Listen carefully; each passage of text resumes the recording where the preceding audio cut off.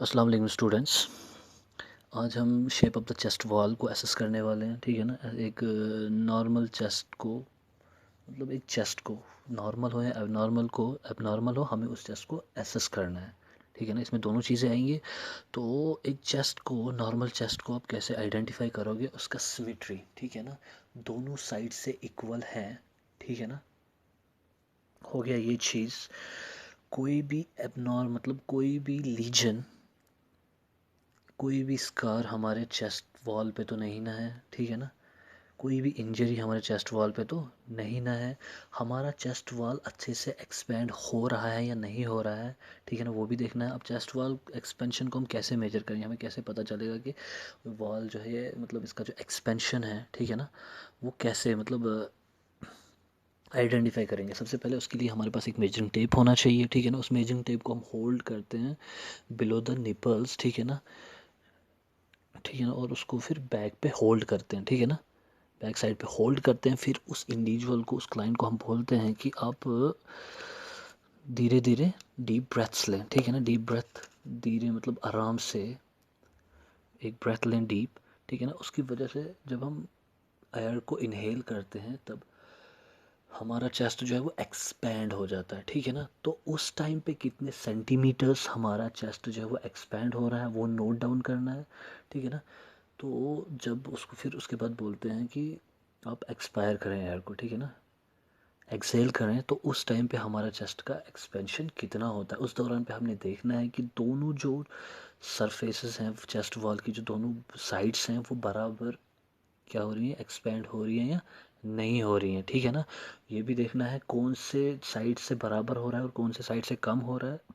या ये भी देखना है कि ये दोनों इन्वॉल्व हैं, मतलब कि इस चीज़ में ये दोनों बराबर एक्सपेंड नहीं हो रहे हैं, दोनों बराबर रिलैक्स भी नहीं हो रहे हैं। ठीक है ना। ये चीज़ भी हमने नोट डाउन करना है। ठीक है ना। उसके बाद हम देखते हैं कि एबनॉर्मेलिटीज़, कोई एबनॉर्मेलिटी तो नहीं ना है चेस्ट में। ठीक है ना। जिसमें एबनॉर्मेलिटी में सबसे पहले आता है पैरल चेस्ट, उसके बाद पिजन चेस्ट, उसके बाद फनल चेस्ट। ठीक है ना। और इसके साथ ही इंक्लूड होता है हमारा बैक साइड भी, बैक बोन्स भी। ठीक है ना। जिनको हम वर्टिब्रेस बोलते हैं। ठीक है। उनमें काइफोसिस, सिक्लोडोसिस और लॉर्डोसिस होने के चांस, मतलब लॉर्डोसिस भी हो सकता है। ठीक है ना। ये तीन कंडीशंस भी इसके साथ हो सकती हैं। ठीक है। तो अब सबसे पहले बैरल चेस्ट को हम एक्सप्लेन करेंगे। बैरल चेस्ट यहाँ पे लिखा हुआ है ए परसिस्टेंटली राउंड। ये परसिस्टेंटली मतलब धीरे धीरे राउंड शेप एक्वायर करता है, राउंड शेप एक्वायर करता है। ठीक है ना। जिसमें कि हमारा जो एंटीरियर पोस्टीरियर डायमीटर होता है चेस्ट वॉल का, वो भी इंक्रीज हो जाता है। ठीक है। तो अब इसकी काजेज हैं यहाँ पे: chronic hyperinflation, example in severe asthma, chronic obstructive airway diseases such as cystic fibrosis, chronic asthma और एम्फीसीमिया। यहाँ पे हम एक एग्जाम्पल को एक्सप्लेन करेंगे थोड़ा सा। ठीक है ना। एम्फीसीमिया क्या होता है? जब भी कोई इंडिविजुअल इस डिजीज़ से, इस डिसऑर्डर, इस कंडीशन से सफ़र हो रहा होता है, उसमें सबसे बहुत ज़्यादा चीज़ हमें ये देखने को मिलती है, उसमें शॉर्टनेस ऑफ ब्रेथ होती है। ठीक है ना। शॉर्टनेस ऑफ ब्रेथ मतलब उसको डिफ़िकल्ट होती है ब्रीदिंग करने में। तो वो क्या होता है कि जो हमारे लंग्स के अंदर छोटे छोटे बैग्स होते हैं, एल्विलाइज होते हैं, ठीक है ना, या जिनको हम एयर सैक्स बोलते हैं, ठीक है ना, एयर सैक्स, जो कि किसी ना किसी कारण की वजह से डैमेज होते जा रहे हैं। ठीक है ना। कोई क्रॉनिक स्मोकर है, वो पीते जा रहा है, वो पीते जा रहा है, वो पीते जा रहा है। ठीक है ना। तो यहाँ कोई मेडिकेशंस ले रहा है, ड्रग्स ले रहा है, जिसकी वजह से उसके रेस्पिरेटरी ट्रैक्ट पे बहुत ज़्यादा असर पड़ रहा है। ठीक है।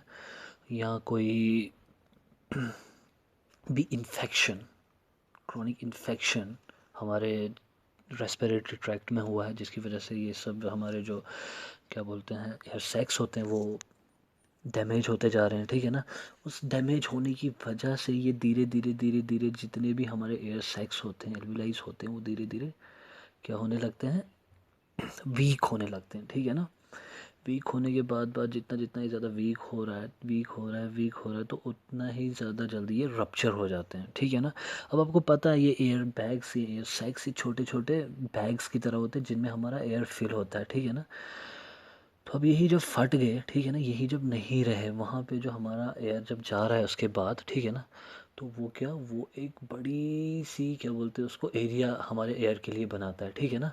तो वहाँ पे क्या हो जाता है, ओवर इन्फ्लेशन, मतलब हवा की जो तादाद है वो वहाँ पे बढ़ जाती है, हमारे लंग्स में बहुत ज़्यादा एयर इंस्पायर हो रहा है, वहाँ पे जो हवा की तादाद बढ़ रही है, जिसकी वजह से हमारे लंग्स पे प्रेशर बहुत ज़्यादा पड़ रहा है, ठीक है ना। उस प्रेशर की वजह से हमारे जो लंग्स हैं वो बहुत ज़्यादा फूल जाते हैं, ठीक है ना। उन लंग्स के फूलने की वजह से जो उनके एक्सटर्नल सराउंडिंग स्ट्रक्चर्स होते हैं लाइक रिब्स, ठीक है ना, वो भी धीरे धीरे धीरे धीरे फैलना, एक्सपेंड होना स्टार्ट हो जाते हैं, ठीक है ना। एक्सपेंड जब हो गए तो फिर जो हमारा चेस्ट का जो वॉल है वो भी क्या करता है, वो भी एक्सपेंड हो जाता है, वो टिल जब तक वो बैरल चेस्ट को एक्वायर नहीं करता, ठीक है ना। जब तक वो बैरल लाइक चेस्ट को एक्वायर नहीं करता, जब तक वो हमारी नॉर्मल चेस्ट को बैरल शेप नहीं दे देता है, ठीक है ना। तो ये ऐसे होता है हमारी शेप, मतलब बैरल चेस्ट में ये होता है, ठीक है ना। तो दूसरी एबनॉर्मेलिटी यहाँ पे है पिजन चेस्ट। एक चेस्ट का तो आपको पता ही है, फ्रंट ये एंटीरियर पोर्शन में हमारा एक तो क्या बोलते हैं इसको, स्टर्नम होता है, जिसको नॉर्मली ये ब्रेस्ट बोन बोलते हैं, जिसका 3 ये पोर्शंस होते हैं, मैनिब्रम, बॉडी एंड जीफाइड प्रोसेस, ठीक है ना। यही मैनिब्रम जो होता है इसके साथ हमारी रिब्स भी अटैच होती हैं, ठीक है ना। फर्स्ट 2 रिब्स जो होती हैं वो हमारे मैनिब्रम के साथ होती हैं, ठीक है ना। और जो बाकी रिब्स होती हैं वो हमारे इसके साथ होती हैं, क्या नाम है, बॉडी के साथ, ठीक है ना। और मैन्यूब्रम होता है इसका थर्ड पार्ट, और बाकी जो रिब्स हैं उसमें फॉल्स रिब्स जो डायरेक्टली अटैच नहीं होती है हमारे स्टर्नम के साथ, ठीक है ना। तो इसमें क्या होता है, रिब्स नहीं, स्टर्नम जो है वो क्या करता है, वो प्रोट्रूड हो जाता है बाहर की तरफ, ठीक है ना। उसकी माल डेवलपमेंट हो गई होती है, ठीक है ना। अंडर डब ये अच्छे से डेवलप नहीं हुआ होता है, जिसकी वजह से वो बाहर की तरफ प्रोट्रूड हो जाता है, बाहर की तरफ निकल जाता है, ठीक है ना। जिसकी वजह से हमारा चेस्ट जो है पिजन की चोंच की तरह अपना शेप बनाता है। पिजन की चोंच देखी होगी, कबूतर की चोंच, उसकी चोंच की जैसी हमारा जो चेस्ट है बन जाता है, एक इंडिविजुअल का चेस्ट हो जाता है, ठीक है ना, उसकी प्रोट्रूडेंस की वजह से, उसके बाहर निकलने की वजह से, ठीक है ना। तो तीसरा चीज़ है हमारे पास फनल चेस्ट। फनल चेस्ट क्या होता है, ये उल्टा होता है पिजन चेस्ट का। वहाँ पे पिजन चेस्ट में क्या होता है, जो हमारा स्टर्नम होता है वो बाहर की तरफ आ जाता है, यहाँ पे उल्टा हो जाता है, जो हमारा स्टर्नम होता है वो अंदर की तरफ डिप्रेस हो जाता है, अंदर की तरफ सिंक हो जाता है, जिसकी वजह से वो एक फनल शेप्ड शेप एक्वायर करता है, ठीक है ना। जिसकी वजह से हमारा जो चेस्ट का है वो फनल शेप्ड हो जाता है, ठीक है ना। फनल चेस्ट उसी को बोलते हैं। फिर हो गया काइफोसिस। काइफोसिस को हम कश्मीरी में कोब बोलते हैं, कोब नैरोन, ठीक है ना। ये वो काइफोसिस, जिसमें हमारा जो है स्पाइन, जिसमें हमारा जो बैक बोन है वो बाहर की तरफ बेंड हो जाता है, ठीक है ना। तो सोक्लोसिस में क्या होता है, ये लेटरल साइड पे हमारी जो बैक बोन को है शेप देता है, ठीक है ना, बाहर लेटरल साइड, या लेफ्ट साइड या राइट साइड, ठीक है ना, इस साइड पे ये हमारे बैकबोन को शेप दे देता है। ये भी एक एबनॉर्मेलिटी है। उसके साथ साथ लोडसिस भी है, ठीक है ना। लोडस में क्या होता है, वो जो हमारा बैकबोन होता है वो उसको अंदर की तरफ एक कर्व बना के देता है, ठीक है ना। अंदर की तरफ इनवर्ट कर्व्स वहाँ पे बन जाती है लोटस में। तो ये तीनों क्या है, ये तीनों जो है डिफॉर्मिटीज़ हैं, ठीक है ना। Include barrel chest, including funnel chest, including pigeon chest. ये 3 प्लस ये 2, ये 3 6, ठीक है ना। तो उसके बाद हम दूसरे सब टॉपिक पर चलते हैं, दैट इज़ एब्डोमिनल असेसमेंट।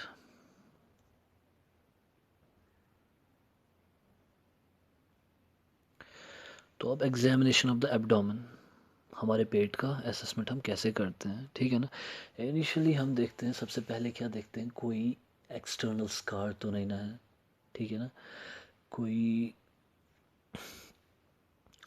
क्या बोलते हैं, एक्सटर्नल स्कार तो नहीं ना है, कोई इंजरी तो नहीं ना है, कोई ऑपरेशन वगैरह तो नहीं ना आया है पहले, ठीक है ना। वो हम एब्डोमेन पे देखेंगे, ठीक है ना। साइंस ऑफ वेट लॉस देखेंगे, ठीक है ना। उसके एब्डोमेन का फ्लैट देखेंगे है या डिस्टेंडेड तो नहीं ना है बहुत ज़्यादा, ठीक है ना। इसका ये फैट्स वगैरह तो नहीं ना है या नॉर्मल है, ठीक है ना। इसकी वजह से हमें पता चलेगा। उसकी शेप देखेंगे, शेप कैसी है, ठीक है ना। ओबेस है या फ्लैट है, ठीक है। सिमेट्री देखेंगे एब्डोमेन की, ठीक है ना, बराबर है। देखो मिड लाइन हमारा जो ये है, क्या नाम है, मिड लाइन, उसका एक साइड देखेंगे, इसका एक साइड देखेंगे, इस साइड लेफ्ट और राइट साइड को हम एग्जामिन करेंगे, देखेंगे इस साइड भी बराबर मास है या उस साइड भी बराबर मास है, ठीक है ना।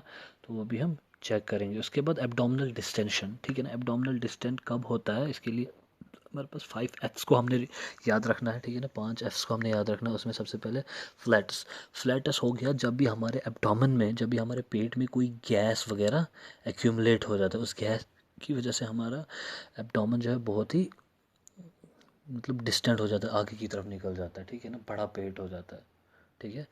उसके बाद ये फीसेस। फीसेस मतलब जब कोई हार्ड स्टूल जैसे कि कॉन्स्टिपेशन वगैरह हमारे एब्डोमेन में, हमारे इंटेस्टाइन्स वगैरह में क्या हो जाता है, एक्यूमुलेट हो जाता है, ठीक है ना।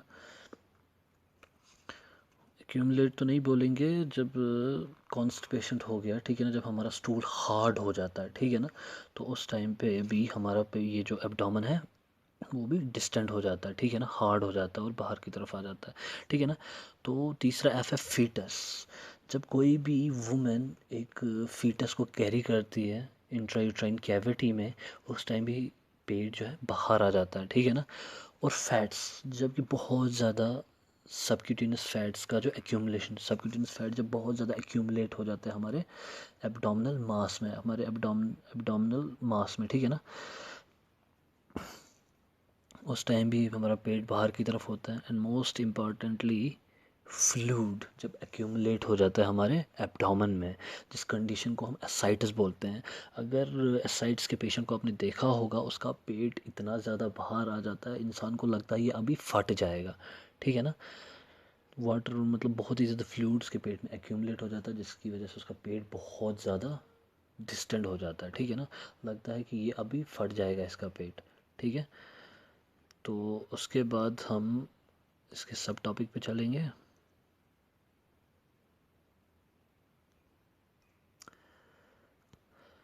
तो ऑस्कल्टेशन में क्या देखोगे, बाउल साउंड्स, ठीक है ना। अब place the diaphragm of your stethoscope on the mid abdomen, ठीक है ना, जो स्टेथोस्कोप का डायाफ्राम होता है, ठीक है ना। तो उसको क्या करना है, हमारे मिड एब्डोमेन पे रख के, ठीक है ना, and listen for the gargling sounds, ठीक है ना। और हमें वो गर्गलिंग साउंड्स सुननी है, जैसे होता है ना हमारे पेट में जब भूख लगती है किसी को, गुड़ गुड़ गुड़ गुड़ गुड़ ऐसा ऐसा होता है, ठीक है ना। ये हमारे बाउल की साउंड्स होती हैं। नॉर्मली ये 5 से 10 सेकेंड्स के लिए होती हैं, ठीक है ना। जो हमारी बाउल साउंड्स हैं नॉर्मली 5 से 10 सेकेंड्स के लिए होती हैं। और एब्सेंट जब होती हैं, ठीक है ना, absent bowel sounds indicate intestinal ileus, and increase जब हो जाती हैं तो बाउल ओब्स्ट्रक्शन, ठीक है ना। जब एब्सेंट होती हैं, जब हमें सुनाई नहीं देती है बाउल साउंड्स, तो तब इंटेस्टाइनल एलियस होता है, ठीक है ना। या इंक्रीज बाउल साउंड्स जब होती हैं तब इंडिकेट होता है बाउल ओब्स्ट्रक्शन, ठीक है ना। नॉर्मली 5 से 10 सेकेंड्स के लिए, ठीक है ना। हमने क्या करना है, हमने अपने डायफ्राम को, स्टेथोस्कोप के डायफ्राम को मिड एब्डोमेन पे रखना है और गर्गलिंग साउंड्स को लिसन करना है, ठीक है। ये था एग्जामिनेशन ऑफ द एब्डोमेन। उसके अलावा आप ये पाल्पिटेशन में क्या करोगे, ठीक है ना। पाल्पिटेशन की वजह से भी हम बाउल साउंड्स को सुन सकते हैं, ठीक है ना। काफ़ी साउंड्स को हम डिटेक्ट कर सकते हैं, ठीक है ना। हमारी बॉडी की काफ़ी साउंड्स को डिटेक्ट कर सकते हैं। उसमें क्या करते हैं हम, एक बॉडी को स्ट्राइक करते हैं विथ अनदर ऑब्जेक्ट या विथ योर हैंड, ठीक है ना। तो ये भी कर सकते हैं। पालपेट जब आप करोगे, पालपेट में आप देखोगे इंटरनल ऑर्गन्स को एसेस करोगे, उन इंटरनल ऑर्गन्स को क्या करोगे, मतलब एब्डोमेन में जो ऑर्गन्स होते हैं उनको एसेस करोगे, ठीक है ना। उनका शेप, उनका साइज़, उनकी सिमेट्री, ठीक है ना। और दूसरी चीज़, कोई टेंडरनेस तो नहीं ना है, ठीक है ना। जब टच करने पे पेशेंट को पेन होगी, वो सरफेस भी आपको, मतलब वो साइड भी आपको पता चलेगी कहाँ पे पेन हो रहा है, ठीक है ना। क्योंकि आपको पता है, जब आपने ये रीजन्स ऑफ एब्डोमेन पढ़े हैं, रीजन्स ऑफ एब्डोमेन की वजह से आपको पता चलता है कौन सा ऑर्गन कहाँ पे है, ठीक है ना। जब आप उसको टच करोगे, ठीक है ना, स्लाइटली करोगे या डीप टच करोगे, जब मतलब अगर उसका फेशियल एक्सप्रेशन भी देखोगे, वो करेगा, कुछ करेगा, ऐसे करेगा, ठीक है ना। दैट मीन्स पेशेंट को पेन फील हो रहा है, वहाँ पे टेंडरनेस है, वहाँ पे कोई इन्फेक्शन या कोई इंजरी, इंटरनल इंजरी तो नहीं ना हो गई है, ठीक है ना। वो भी आपको डॉक्यूमेंट करना है, ठीक है। उसके बाद हम चलेंगे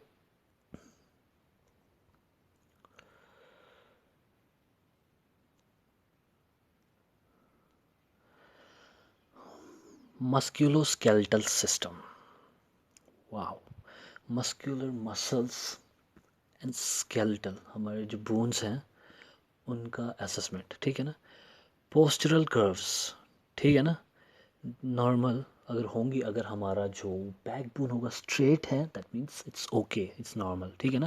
दूसरा काइफोसिस मैंने आपको बोला, लॉर्डोसिस बोला और सिक्लोरोसिस बोला। काइफोसिस में जब हमारा जो अपर पोर्शन होता है थोरेसिक लंबर रीजन का, ठीक है ना, जब वो इनवर्ड मतलब फॉरवर्ड मूवमेंट लेता है, ठीक है ना, फॉरवर्ड कर्व लेता है, ठीक है ना, जिसकी वजह से हमारा जो कपड़ू हो जाता है, ठीक है ना। लॉर्डोसिस जब हमारे जो लोअर बैकबोन जो है वो इनवर्ड कर्व लेता है, ठीक है ना, और सिक्लोरोसिस जब लेटरल साइड पे कर्व लेता है हमारा वर्टिब्रो, ठीक है ना।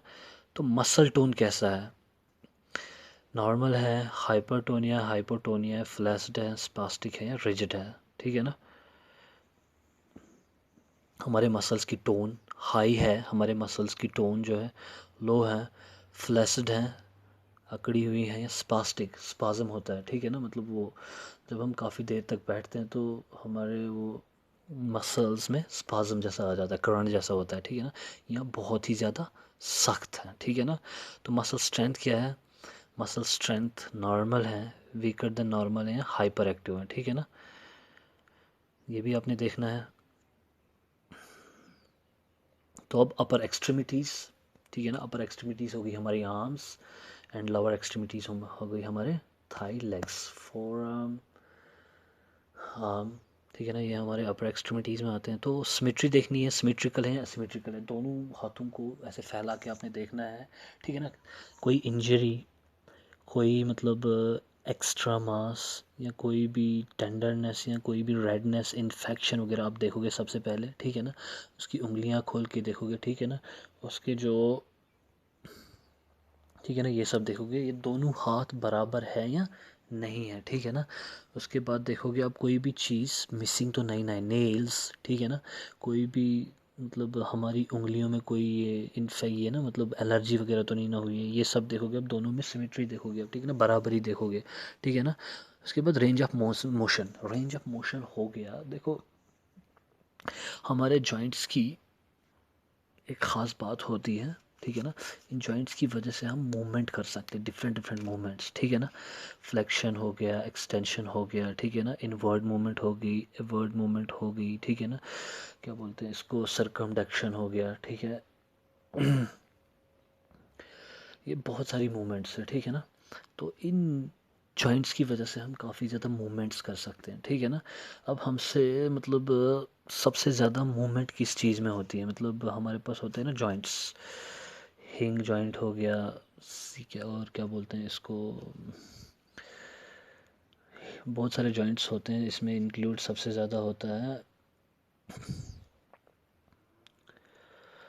क्या,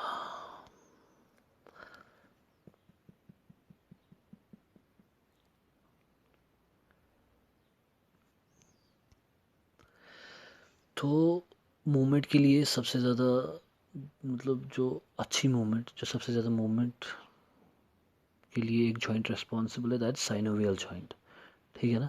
तो साइनोवियल जॉइंट्स हमारे शोल्डर में भी है, ठीक है ना। इसमें क्या होती है, फ्लेक्शन हो जाती है, एक्सटेंशन हो जाती है, ठीक है ना, सरकमडक्शन हो जाती है, ठीक है ना, बहुत सारी मूवमेंट्स ये प्रोसेस मतलब करता है, ठीक है ना। अगर ये मतलब फ्लेक्स नहीं हो पा रहा है, ठीक है ना, या सरकमडक्शन नहीं हो पा रही है हमारे जॉइंट में, ठीक है ना, तो that means there is something wrong within the joint, ठीक है ना। तो जैसे कि हमारे इसमें शोल्डर जो ये ना एल्बो जॉइंट में just flexion, flexion and extension है, अगर इस जॉइंट में फ्लेक्शन या एक्सटेंशन नहीं हो रहा है, ये कोई मूवमेंट नहीं कर रहा है, तो that means range of motion में कोई ना कोई प्रॉब्लम है, ठीक है ना। अगर कोई प्रॉब्लम है वो स्पेसिफाई करना है, वो हमने लिखना है क्या प्रॉब्लम है, ये मूवमेंट नहीं कर पा रहा है, ठीक है ना। तो पेरिफेरल पल्स, रेडियल पल्स का हमने देखना है, उसकी रेट कितनी है, उसका रिदम कितना है और वॉल्यूम कितना है, नॉर्मल एबनॉर्मल, ठीक है ना। ब्रेकियल पल्स को ऐसे ही करना है, रिफ्लेक्स बाइसेप्स नॉर्मल है या एबनॉर्मल है, ठीक है। तो ट्राइसेप्स नॉर्मल है या एबनॉर्मल है, एडिमा या स्वेलिंग तो नहीं ना हुई, अगर है तो वो हमने लिखना है कौन से एरिया पे और क्या है, ठीक है ना। अगर एब्सेंट है तो कोई नहीं लिखना है। साइनोसिस, जब ब्लूइश कलरेशन हो जाती है, एब्सेंट है या अगर प्रेजेंट है तो हमने एरिया स्पेसिफाई करना है। जॉइंट्स, नो कंप्लेंट्स, स्वॉलन है, स्टिफ है या टेंडर है, ठीक है ना, वो हमने लिखना है क्या है जॉइंट्स में, ठीक है ना। डिफॉर्मिटी कोई तो नहीं ना, एब्सेंट है, ठीक है। अगर नहीं है तो, अगर है कोई डिफॉर्मिटी तो वो हमने स्पेसिफाई करना है, लिखना है क्या है, ठीक है ना। अब लोअर एक्सट्रीमिटीज़ में हमने देखना है, ठीक है ना, उनकी सिमेट्री देखनी है, ठीक है ना, दोनों लेग्स की सिमेट्री देखनी है, ठीक है ना। पेरिफेरल पल्स को हमने डिटेक्ट करना है, डॉर्सल पीडियस, ठीक है ना। रेट रिदम वॉल्यूम, इसी तरह पोस्टीरियर टीबियल की रेट रिदम वॉल्यूम, इसी तरह पॉप्लिटियल रेट की, पॉप्लिटियल पल्स की रेट रिदम वॉल्यूम देखना है उसका, ठीक है ना। रिफ्लेक्स, पेटिलर रिफ्लेक्स देखना है, ठीक है ना। रिफ्लेक्सेस हम मोस्टली हमारे पास रिफ्लेक्स ये होते हैं, क्या नाम है इसका, रिफ्लेक्स हैमर होता है, जिसकी वजह से हम रिफ्लेक्सेस देख सकते हैं हर किसी बॉडी पार्ट की, जैसे triceps reflex, biceps reflex, patellar reflex वगैरह हो गई, ये हम किसकी वजह से देख सकते हैं, रिफ्लेक्स हैमर की वजह से हम इस चीज़ को एसेस कर सकते हैं, ठीक है ना। प्लांटर रिफ्लेक्स नॉर्मल है या एबनॉर्मल है। उसके बाद हम जाते हैं और लोअर एक्सट्रीमिटीज़ के, सॉरी, जेनाइटो यूरिनरी सिस्टम, ठीक है ना। इंस्पेक्ट फॉर एनी लीजन्स, कोई लीजन वगैरह, कोई ये जख्म वगैरह तो नहीं ना है वहाँ पे, ठीक है ना। स्कार, सॉरी, लीजन और स्कार में क्या फ़र्क है। लीजन हो गया किसी भी ऑर्गन का कोई, मतलब ऑर्गन का कोई रीजन या कोई टिश्यू जो कि किसी डैमेज या किसी इन्फेक्शन से गुजर गया हो, ठीक है ना, सफ़र हुआ हो उस इन्फेक्शन या उस इंजरी की वजह से, ठीक है ना। कोई भी ज़ख़म रहता है, ठीक है ना, कोई भी अल्सर या एब्सेस रहता है, ठीक है ना, या ट्यूमर की वजह से या किसी भी वुंड की वजह से, किसी भी अल्सर की वजह से जो निशान रहता है वहाँ पे, दैट्स लीजन। एंड स्कार भी एक हिसाब का ज़ख़म ही होता है, ठीक है ना। तो कोई भी डिस्चार्ज या इन्फेक्शन तो नहीं ना है, कोई भी डिस्चार्ज तो नहीं ना हो मेरे जेनेटो यूरिनरी ट्रैक्ट से, यूरिनरी सिस्टम से हो रहा है, कोई भी इन्फेक्शन तो नहीं ना है, ठीक है ना। खुद ही पेशाब करता है या कॉन्टिनेंट होता है, इनकॉन्टिनेंट ऑफ यूरिन होता है, ठीक है ना। कैथेटराइजेशन कौन सा लगा है, ठीक है ना, कैथेटराइजेशन लगा है या नहीं लगा है, यूरिन का कलर क्या है, ठीक है ना, वो भी हमने देखना है, ठीक है ना। तो मेल्स में आप इंस्पेक्ट क्या करोगे, penis and scrotum for swelling, ठीक है ना। आपने ये इंस्पेक्ट करना है, एक मेल रिप्रोडक्टिव ऑर्गन का जो पेंस और स्क्रॉटम है, इन दोनों में आपने देखना है कि कोई स्वेलिंग तो नहीं ना है, ठीक है ना, कोई इन्फेक्शन वगैरह तो वहाँ पे नहीं ना हुआ है, ठीक है ना। पालपेट करना है, ठीक है ना, कोई भी मास, इनग्वाइनल हर्निया, ठीक है ना, वो भी आपने देखना है, हर्निया वगैरह तो नहीं ना है। एनलार्जमेंट ऑफ प्रोस्टेट ग्लैंड, ठीक है ना, प्रोस्टेट ग्लैंड का एनलार्जमेंट तो नहीं ना हुआ है, ठीक है ना। तो फीमेल्स में डिस्चार्ज, स्वेलिंग, रेडनेस देखना है, कोई एबनॉर्मल डिस्चार्ज वगैरह तो नहीं ना हुआ है, ठीक है ना। तो रेडनेस वुल्वा एरिया से तो नहीं ना हुआ है, ठीक है ना, या स्वेलिंग वगैरह, ठीक है। उसके बाद पेल्विक मास को भी पालपेट करना है, पेल्विस में कोई एबनॉर्मल या कोई भी डिस्टेंशन वगैरह तो वहाँ पे नहीं ना हुई है। So that was all about the physical examination. Physical examination में सबसे पहले जैसे कि हमने पढ़ा फिजिकल एग्जामिनेशन क्या होता है, उसकी डेफिनेशंस के बारे में हमने पढ़ा, ठीक है ना।